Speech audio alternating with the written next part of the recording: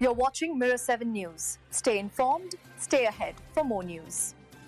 What happened in Washington this week almost felt like a story no one expected to see. President Donald Trump and New York City Mayor-elect Zohran Mamdani, two men who have spent months lobbing insults, criticisms, and sharp political jabs, ended up sitting across from each other in the Oval Office, smiling, shaking hands, and talking about working together. And yes, both of them are Queens guys.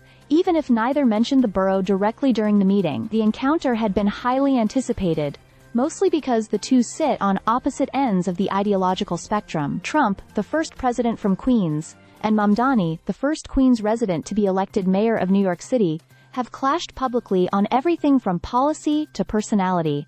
Mamdani previously called Trump an authoritarian and warned about a rising tide of fascism. Trump fired back by calling him a communist, which he is not, and used phrases like lunatic and nutjob to describe him.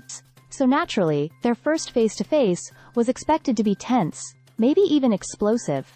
And yet, it wasn't. Instead, a surprisingly warm tone was struck from the moment they appeared side by side. Trump described the conversation as a really good, very productive meeting, even praising Mamdani, who just a year ago was barely known outside Queens' political circles. Mamdani, for his part, emphasized that the discussion stayed focused on their shared priorities rather than their numerous disagreements.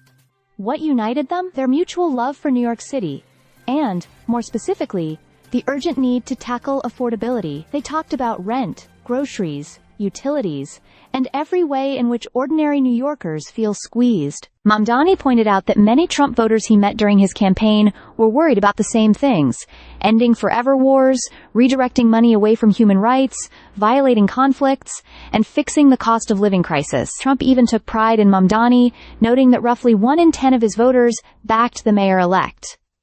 There were lighter moments too. When a reporter asked about Mamdani calling Trump a fascist, Trump brushed it off with a joke and a pat on Mamdani's arm. Even Trump's earlier threat to cut federal funding if Mamdani won the election was casually walked back. Instead, Trump said the federal government would help him, insisting that New York is at a critical point and needs stability. They did touch on more contentious topics, like immigration crackdowns and ICE operations. While clear disagreements remain, both leaders suggested there was room for compromise, especially on issues like crime. The big takeaway? For now, at least, the hostility has been put on pause. Both men said they expect to meet again, and both expressed optimism about working together. Whether this newfound cordiality lasts is anyone's guess. But for one afternoon, two Queensmen showed that political opposites can still find common ground when their city needs them to. Stay subscribed for more videos.